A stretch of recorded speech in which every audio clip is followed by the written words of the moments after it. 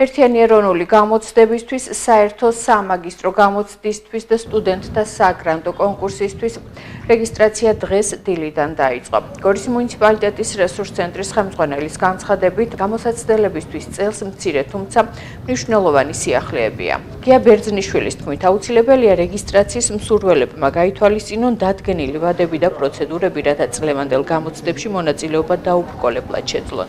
საკითხზე დღეს გამოცდების ეროვნულ ცენტრშიც გააკეთეს განცხადება, სადაც აღნიშნეს, რომ იმ გამოსაცდელებს, რომლებიც გამოცდაზე რეგისტრაციის საფასურს 2 აპრილის 18 საათამდე გადაიხდიან, მაგრამ რაიმე მიზეზით ვერ მიიყვანენ პროცესს ბოლომდე, შესაძლებლობა ექნებათ 10 აპრილის 18 საათამდე დაასრულონ რეგისტრაცია. ეროვნული გამოცდებზე რეგისტრაცია დაიწყო დღეს, სხვათა შორის, დღეს არის 5 მარტი 10 საათიდან და გაგრძელდება 2 აპრილის 6 საათამდე და ამიტომ მე ვთხოვ ყველა აბიტურიენტს დროულად მოახდინონ დარეგისტრირება, რადგან 2 აპრილის შემდეგ უკვე მათ გაუჭირდებათ რეგისტრაცია, იმიტომ რომ დაიხურება ბაზა.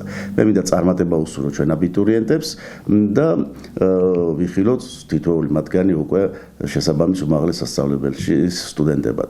აქვე უნდა აღინიშნოს ერთი სიახლე ის არის, რომ შარშან მაგალითად თუ შეფასებისა და გამოცდების ეროვნულმა ცენტრმა ნება დართო მე-11 კლასელებს და შეეძლოთ უკვე მიეღოთ მონაწილეობა საცდელად გამოცდებზე, წელს ეს მოიხსნა, აღარ იქნება და მხოლოდ აბიტურიენტებს აქვთ მე-12 კლასელებს და დარჩენილ აბიტურიენტებს ეროვნულ გამოცდებზე მიღების უფლება. რეგისტრაციის საფასურს 2 აპრილის 18 საათამდე, მაგრამ გარკვეული რაღაცა მიზეზის გამო შეიძლება პროცესი ვერ დაასრულონ ბოლომდე, მათ მიეცემათ საშუალება 10 აპრილის 18 საათამდე რეგისტრაციის პროცესი სრულად დაასრულონ. საგამოძიებო პროგრამებში ცვლილებების განხორციელებას რამოდენიმე თვე ვაძლევთ ამის დროს და რა თქმა უნდა პროცესი დამთავრდება აპელაციის შედეგების გამოცხადების მომდევნო დღის 18 საათზე.